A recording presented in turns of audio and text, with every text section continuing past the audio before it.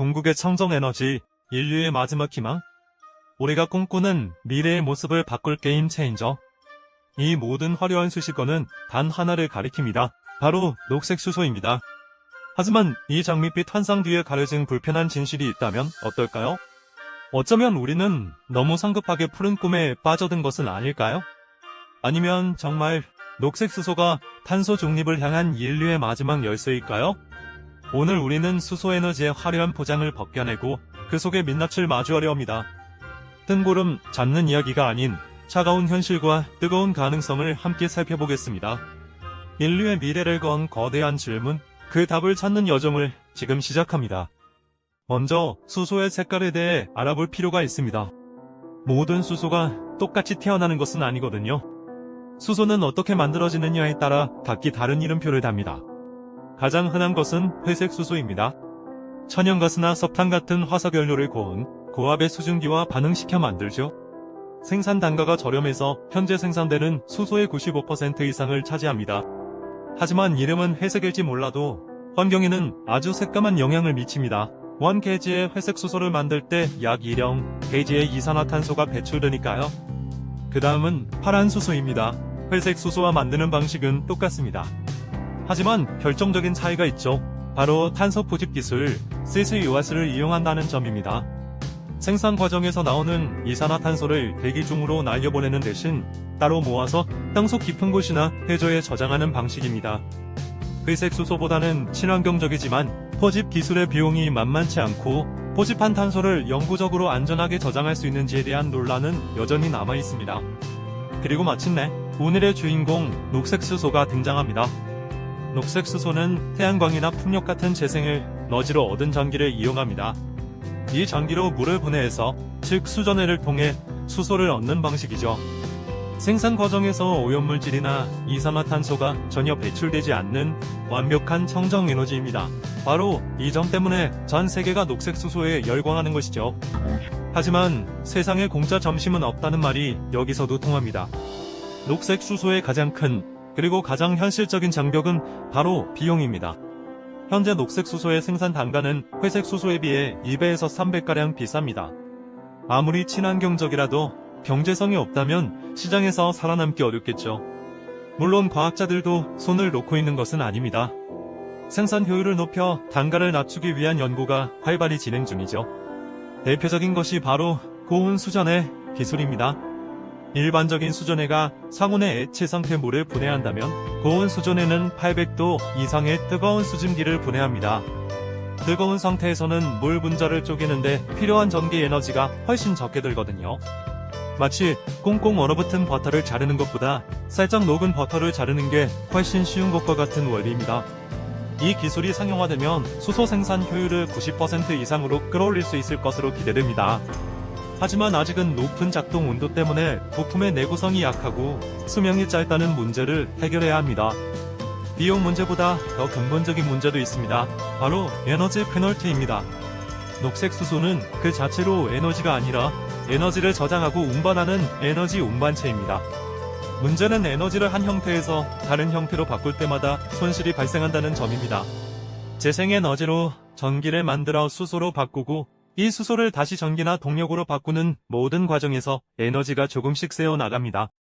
특히 수소는 부피가 너무 커서 저장하고 운반하기가 까다롭습니다. 그래서 보통 영하 253도의 초저온으로 냉각해 액체로 만들거나 암모니아 같은 다른 화합물질로 변환해서 운반하죠. 이 과정에서 또 막대한 에너지가 소모됩니다. 결과적으로 처음 재생에너지로 생산한 전기의 유경 70%는 중간에 사라지고 최종적으로 우리가 사용할 수 있는 에너지는 사명 40%에 불과하다는 계산. 마치 구멍이 숭숭 뚫린 양동이로 폭포수를 길어 나르는 것과 비슷합니다. 아무리 많은 물을 담아도 목적지에 도착했을 때는 얼마 남지 않는 셈이죠. 그래서 일각에서는 수소를 만드는데 쓸 전기가 있다면 그냥 바로 송전해서 쓰는 게 훨씬 효율적이라는 비판도 나옵니다. 이 에너지 페널티는 녹색 수소 경제가 반드시 풀어야 할 숙제입니다. 그럼에도 불구하고 우리가 녹색 수소를 포기할 수 없는 이유가 있습니다. 전기로 모든 것을 대체할 수 없기 때문입니다. 특히 경감하기 어려운 산업 분야에서는 녹색 수소가 거의 유일한 탈탄소 대안으로 꼽힙니다. 대표적인 예가 바로 철강 산업입니다. 전통적인 용광로에서는 석탄을 태워 철광석에서 산소를 떼어내는 환원 과정을 거칩니다. 이 과정에서 엄청난 양의 이산화탄소가 배출되죠. 하지만 석탄 대신 수소를 환원제로 사용하면 철과 깨끗한 물만 남게 됩니다. 이른바 수소환원제철 기술입니다. 시멘트 산업도 마찬가지입니다. 시멘트는 석회석을 450도 이상의 초고온으로 가열해서 만드는데 이 열을 만드는데 막대한 화석연료가 쓰입니다. 또한 석회석이 분해되는 과정 자체에서도 이산화탄소가 나오죠. 수소는 이 고온의 열을 탄소 배출 없이 공급하는 역할을 할 수 있습니다. 우리가 먹는 식량을 생산하는 비료, 산업도 빼놓을 수 없습니다.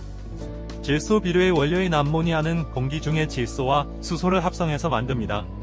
현재 이 수소는 대부분 천연가스에서 추출하는 회색 수소입니다. 만약 이 수소를 녹색 수소로 대체할 수 있다면 우리는 탄소 발자국이 없는 친환경 비료를 만들 수 있게 됩니다. 녹색 수소의 또 다른 중요한 역할은 거대한 에너지 저장고가 될 수 있다는 점입니다. 태양광이나 풍력 같은 재생에너지는 날씨에 따라 발전량이 들쭉날쭉하다는 치명적인 단점이 있습니다.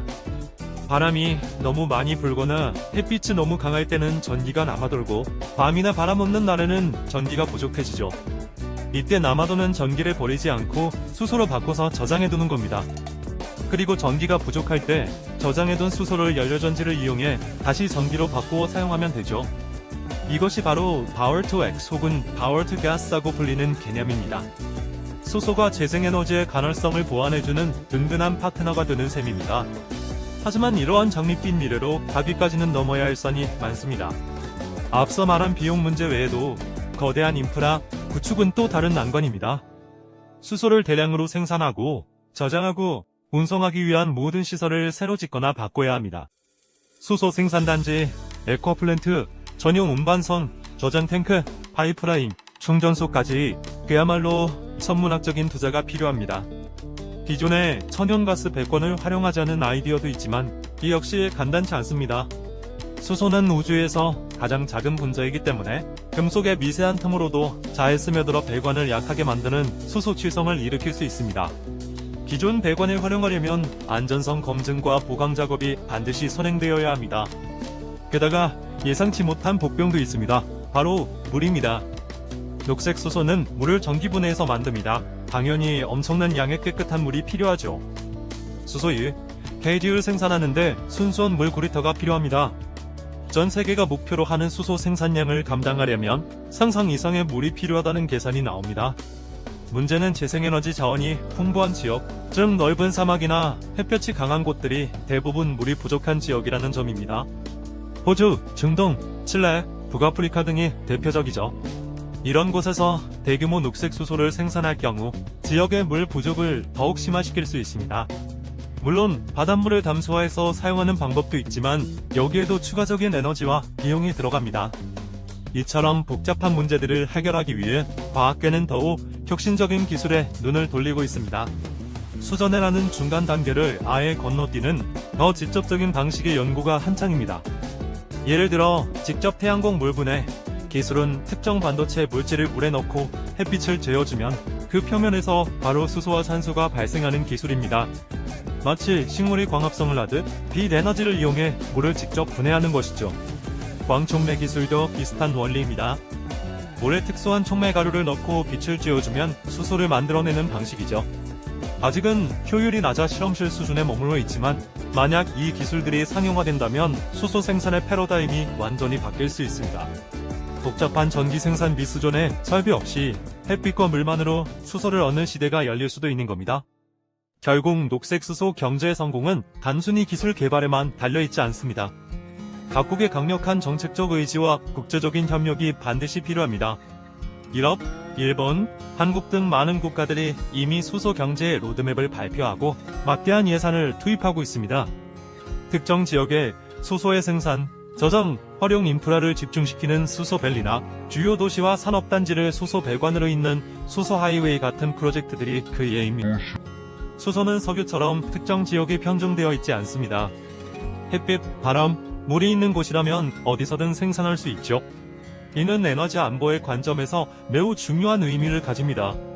재생에너지 자원이 풍부한 국가에서 수소를 생산해 에너지 수입국으로 수출하는 새로운 글로벌 에너지 무역 질서가 만들어질 수도 있습니다. 자, 이제 처음의 질문으로 돌아가 보겠습니다. 녹색 수소는 푸른 장밋빛 환상일까요? 아니면 마지막 희망일까요? 아마 정답은 그 중간 어디쯤에 있을 겁니다. 분명 녹색 수소는 비용, 효율, 인프라, 수자원 등 수많은 과제를 안고 있는 아직은 미완성의 기술입니다.